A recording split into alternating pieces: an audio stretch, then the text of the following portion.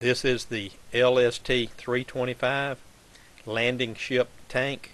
This is the largest ship ever designed and built to place tanks, troops, and cargo onto a hostile beach and then retract off.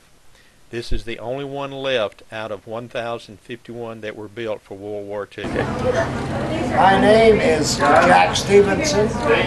I live in Moline, Illinois, Northern Illinois. I was in World War II in the Pacific on a destroyer escort. I was a radioman second class. And also I was on a cruiser in Korea, in Los Angeles. When I heard about this LST in Evansville, Indiana, when they needed crew members, a friend of mine and I decided to join as crew members to help operate it. As far as we know, they built 1,051 of these in World War II. This is the last one left anywhere in the world operating as a T of this class. There is no more. Our captain looked all over the world for a T to make into a museum.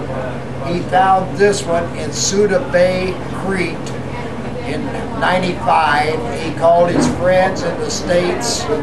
They came over their own time and money.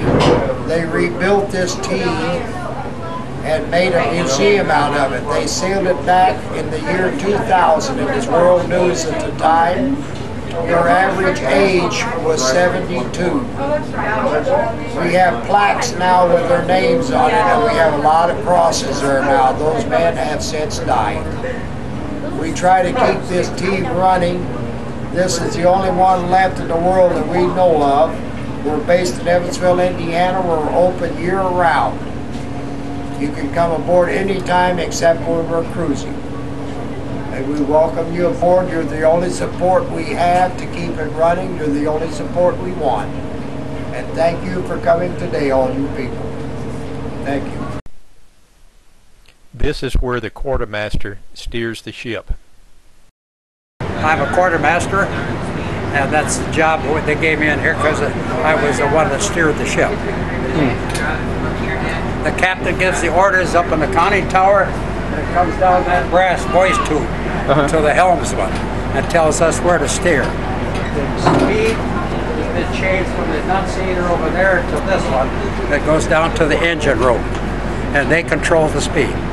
The command has to come from the commander up on the conning tower, and he's up there all the time when it's necessary. River navigation is much more difficult in the ocean because it's so close. The ship is flat bottom, and it's very difficult to handle.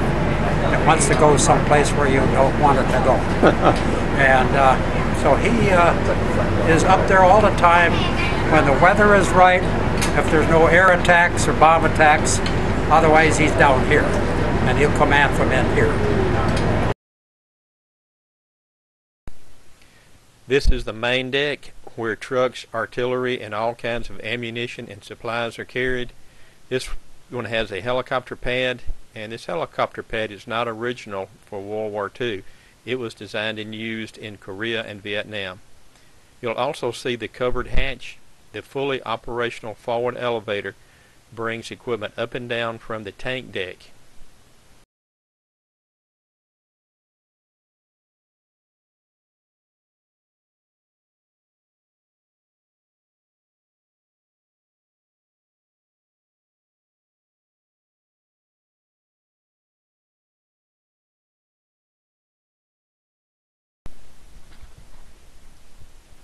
This is officers' country.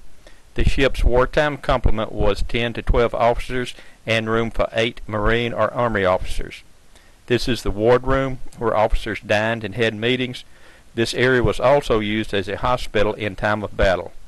This is the passageway to officers' showers, head, ship's office, and staterooms.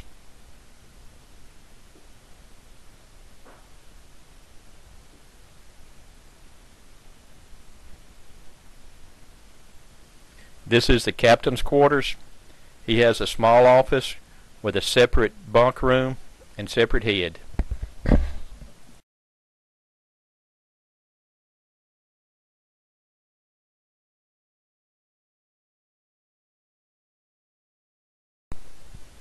I am LST325. In this writing, I was trying to imagine all the emotional feelings that may have gone through the minds of all those brave souls as they awaited their fate.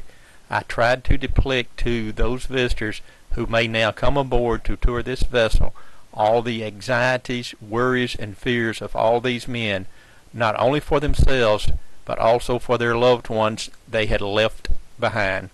I wanted to let everyone know of the hell these men experienced as they waited for the ramp to come down and open to horrible nightmares that no one could possibly imagine.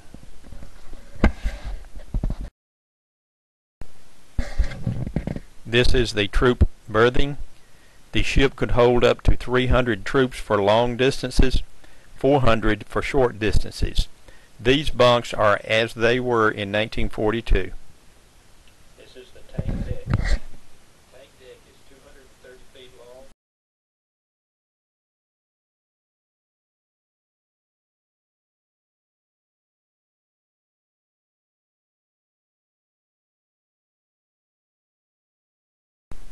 This is the tank deck.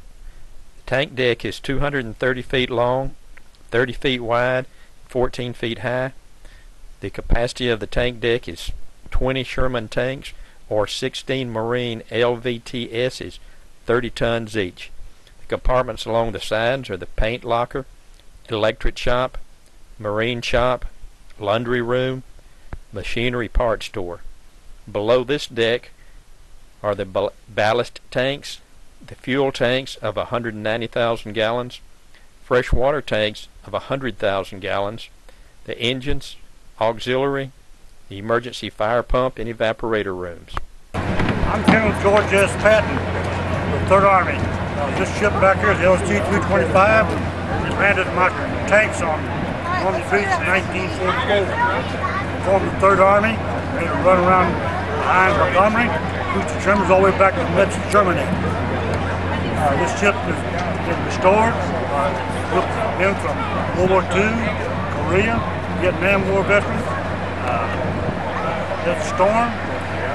Current war we have in Afghanistan. A lot of veterans on board. Built the store. There's one left out of 1900 built. This is the floating museum and all of our veterans, all of the freedoms they fought for.